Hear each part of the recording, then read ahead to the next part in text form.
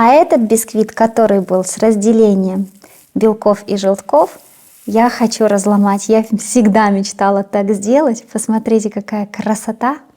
Просто он такой пахучий, такой ароматный.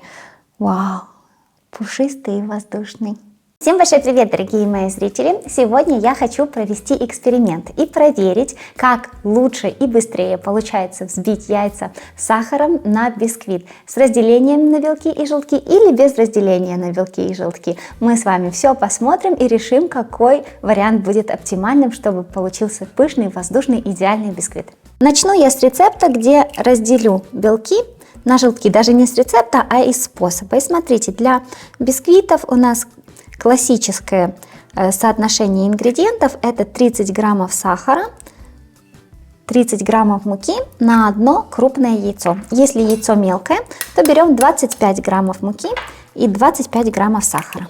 Очень легко все посчитать. У меня 5 крупных яиц, соответственно, я беру 150 граммов сахара и 150 граммов муки. Вообще классический рецепт бисквита заключается в том, что вы разделяете яйца на белки и желтки, и потом отдельно взбиваете белки с половиной сахара и отдельно взбиваете желтки с половиной сахара. И все это соединяете.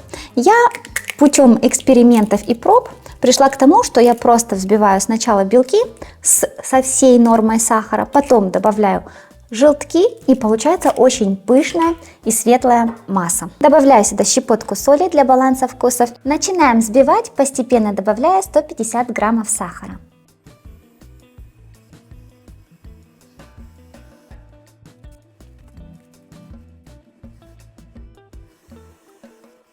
И вот смотрите, буквально за 4,5 минуты белки взбиты до такой пышной массы, которая отлично держит форму. Теперь по одному сюда буду добавлять желтки.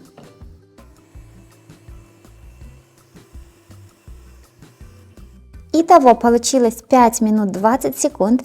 И смотрите, какой должен быть результат. Яйца с сахаром обязательно для классического бисквита нужно взбивать до такого состояния, пока у вас след от венчика, вот если рисовать на поверхности, остается видимым, не растекается 1 секунду.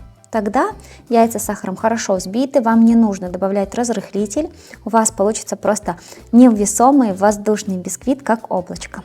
И теперь в 3 подхода просеиваем муку.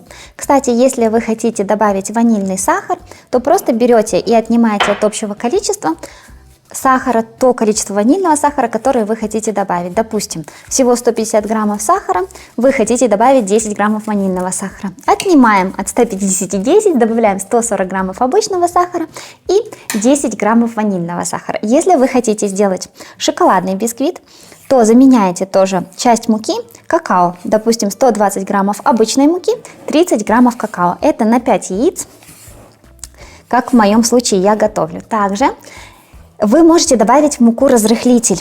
Вообще, по правилам, в классический бисквит разрыхлитель не добавляется, потому что всю воздушность дают ему яйца, хорошо взбитые с сахаром. Поэтому считается, что не нужно уменьшать количество сахара в классическом бисквите, потому что он у вас не будет таким высоким, если уменьшить количество сахара. Аккуратно вмешиваем муку в нашу яично-сахарную смесь. Слишком сильно не перемешиваем. Я всегда делаю это лопаткой, а не миксером, чтобы сохранить побольше воздушности. И последняя, 3-я порция.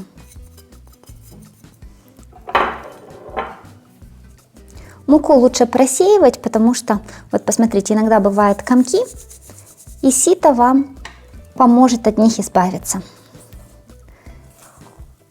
Бисквитное тесто, оно всегда звучит. Вот эти мелкие пузырьки воздуха лопаются.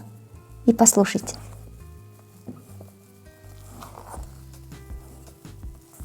Бисквитное тесто нужно сразу выпекать, оно не любит ждать, поэтому заранее я подготовила форму диаметром 20 сантиметров, выстелила ее пергаментом. Ничем не смазываем стенки, потому что считается, что бисквит, когда поднимается, он как бы цепляется за стенки формы, за все шероховатости. А если смазать, то будет он скатываться вниз и не так хорошо подниматься. Как слышите, уже духовка у меня прогрелась, и можно выпекать бисквит. Посмотрите, какая стабильная, пушистая, воздушная масса.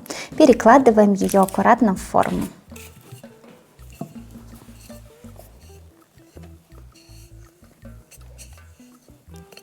Не тесто, а крем. И всего 3 ингредиента: сахар, яйца и мука. Это классика бисквита. Немного подвигаю в форме, чтобы тесто равномерно разошлось. Если вы видите вот такие пузыри крупные воздуха, то их можно проколоть зубочисткой, чтобы мякиш был более равномерным, без крупных пузырей, без крупных дырок внутри.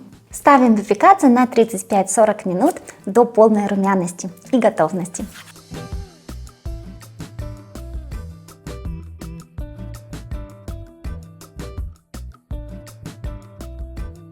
Только посмотрите, какой идеальный получился бисквит. Как понять, что он готов? Вы можете на него просто вот так надавить, и он должен быть упругим, не проваливаться. Слышите, как он звучит? Обожаю этот звук.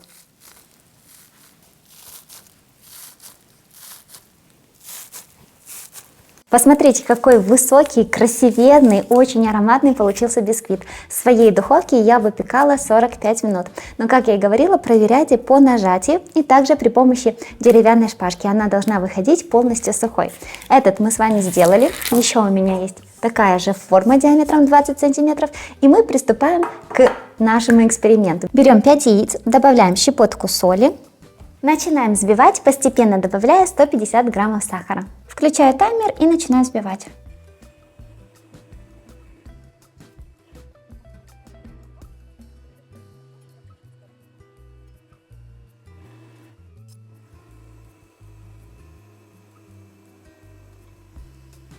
И вот я остановила на 5:20, как и с первым бисквитом.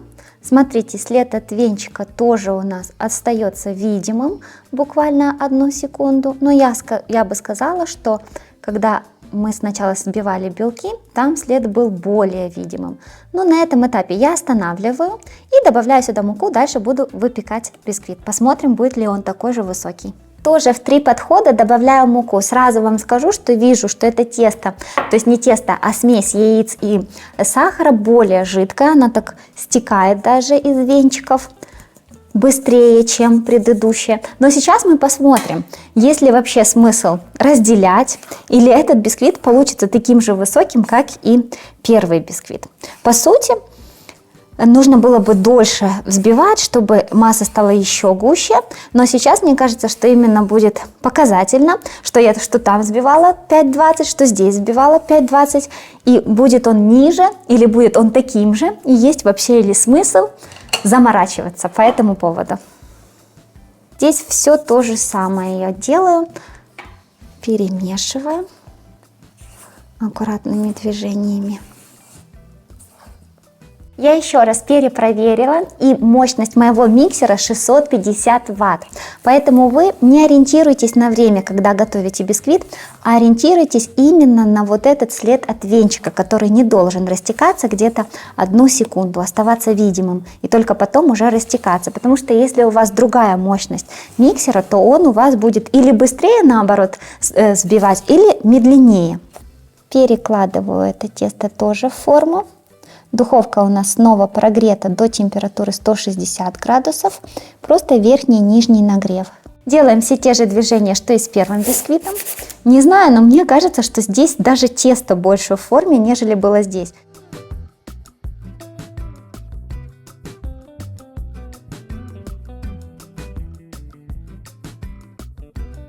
Вот посмотрите, второй бисквит тоже готов. Проверяем.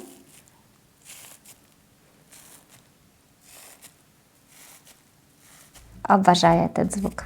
Этот у нас с разделением на белки и желтки, а этот на целых яйцах приготовлен. Сейчас этот выше, но, конечно, нужно еще немного подождать, потому что при остывании всегда вот эта верхняя часть немножко уседается. Я подожду еще 10 минут, пока эта часть тоже немножко уляжется, и тогда мы с вами сравним. Но уже сейчас я очень удивлена, я просто даже не ожидала, что вот без разделения у нас получится выше, нежели тот, который был с разделением. Для меня это открытие, и, как видите, век живи, век учись и экспериментируй. И вот смотрите, этот бисквит, который выпекался вторым, уже полностью тоже остыл, шапочка немного осела, и сейчас отчетливо видно, что вот этот второй бисквит, как ни удивительно, без разделения яиц на белки и желтки, получился выше, нежели тот, который заморачивалась я и разделяла.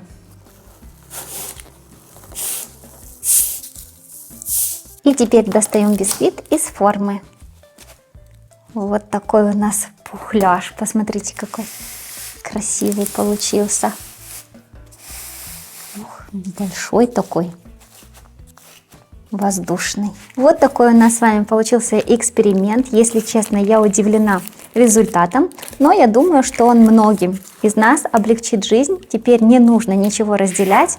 Видите? В принципе, результат даже лучше, когда не разделяешь. Он такой высокий, что его можно разрезать даже на 4 коржа, если вы хотите сделать такой вот высочезный торт. Я сейчас просто разрежу, покажу вам, какой он внутри. Считается, что бисквит нужно после остывания еще запаковать в пищевую пленку и оставить, как бы отлежаться на ночь, тогда он будет меньше крошиться. Я этот шаг сейчас пропускаю. И смотрите, какой у нас замечательный, пушистый внутри. Бисквит можно заморозить и потом использовать, когда вам нужно для приготовления торта или пирожных. А этот бисквит, который был с разделением белков и желтков, я хочу разломать. Я всегда мечтала так сделать. Посмотрите, какая красота. Просто он такой пахучий, такой ароматный. Вау! Пушистый и воздушный. Честно вам скажу, мне очень понравилось проводить этот эксперимент. Я удивлена, мне эта информация полезна. Теперь я не буду разделять никогда, а буду просто взбивать яйца с сахаром до пышности. Надеюсь, что вам тоже это было полезно. Обязательно пишите в комментариях. Может, у вас еще есть какие-то идеи, какие эксперименты можно провести. Может, вы сомневались по какому-то поводу.